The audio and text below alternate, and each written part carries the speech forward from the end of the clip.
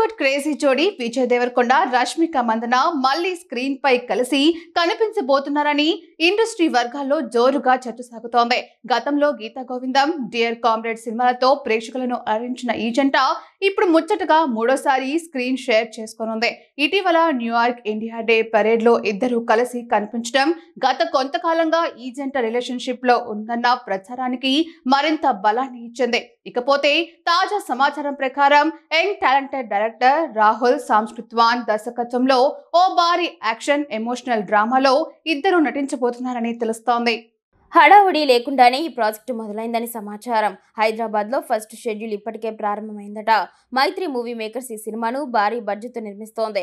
కథ వినగానే రష్మిక వెంటనే ఓకే చెప్పినట్టు తెలుస్తోంది. సినీ వర్గాల్లో వినిపిస్తున్న వార్తల ప్రకారం ఈ సినిమా కథ 1854-1878 మధ్య బ్రిటిష్ పాలన నేపథ్యంలో జరిగే ఓ సంఘటన ఆధారంగా తెరకెక్కుతోంది. విజయ్ దేవరకొండ ఈ సినిమాలో రాయలసీమ యాసలో మాట్లాడే ఓ పల్లెటూరి యువకుడిగా కనిపించనున్నాడు. ఇది ఆయన కెరీర్లో ఇప్పటి వరకు చేసిన పాత్రల కంటే భిన్నంగా ఉండనుందని సమాచారం. ఈ సినిమాలో ఎమోషన్, యాక్షన్ సన్నివేశాలు ఎంతో బలంగా ఉంటాయని, రాహుల్ సాంకృత్యాన్ అందించిన స్క్రీన్ ప్లే సినిమాకు ప్రధాన ఆకర్షణగా నిలవనుందని టాక్. ఆయన ఇప్పటికే టాక్సీవాలా, శ్యామ్ సింగరాయ్ సినిమాలతో డిఫరెంట్ కాన్సెప్ట్లకు మంచి పేరు తెచ్చుకున్నారు. ఇప్పుడు ఈ కొత్త ప్రాజెక్టును కూడా ఎంతో ప్రతిష్టాత్మకంగా తెరకెక్కిస్తున్నారని సమాచారం.